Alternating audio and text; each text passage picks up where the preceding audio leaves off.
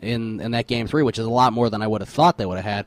Also, but they played well. That Matthew Dellavedova will not have another 20-point game probably in his NBA career. No, I don't think so. Now it goes back to Golden State for Game 5. They take home court back, and I think we're going to see Golden State win that game.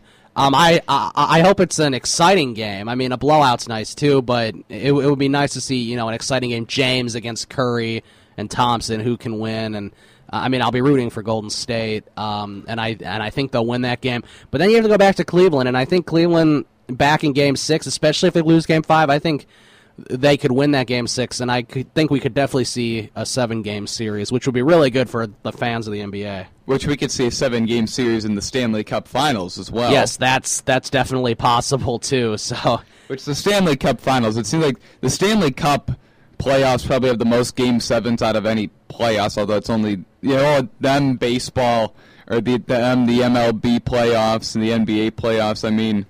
And then, of course, in the NFL, MLB, you rarely see a Game 7. No, that's a lot of 5- and 6-game series. There's more Game 7s in the Stanley Cup, in the Stanley Cup and the NBA Finals for sure, more than the MLB. But or just in general in the entire playoffs, because as we've talked about multiple times, the Stanley Cup playoffs is not as star-driven as the NBA is, where you could just play LeBron James 42 out of 48 minutes, where in the Stanley Cup you can only play Kane and Taves about 20 minutes out of 60. Yeah, that's true. Game 5 is Sunday night. That'll be at 7 o'clock in Central State. Time, and it'll be 5 Pacific in Golden State. It'll be in Golden State, so very exciting for them. Did you watch the ABC News after the game? I did not. Okay, wait till you hear this. Or actually, it was some late night show. It wasn't the ABC News. And I was watching DVD, and I had turned it off, and there were people, this couple that was going around the parking lot before game 1 or 2 or one of the games during the playoffs, and they were telling people telling them that they support violence because they support the name Warriors. They said they're trying to get the Golden State this couple is trying to get the Warriors to remove the name Warriors from their name. They claim it's too violent and that their son gets beat up because Golden State's name he plays on a junior team that's called the Warriors. And everyone was really like, what the hell are you talking about? We're not supporting violence. We're supporting a basketball team. They're like, no, you're not supporting a basketball team.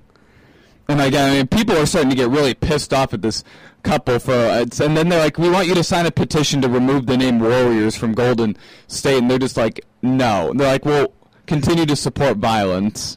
There's nothing wrong with the name Golden State Warriors. This was on the news last night? No, it was some late show on ABC. Oh, okay. It was really funny.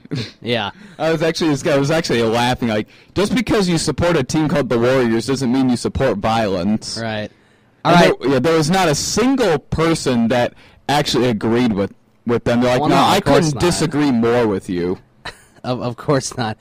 All right, we're going to take a break. We'll come back, and we'll transition into baseball. There's supposed to be afternoon baseball today. I don't know if it's going to happen because of the rain that's been happening all day, but hopefully the rain will let up so the Cubs and Reds can get underway. And we'll talk about the nice win last night where the bullpen really stepped up towards the end. You're listening to Ryan and Ryan here on SportsTownChicago.com. The Ryan and Ryan Power Hour podcast on SportsTownChicago.com.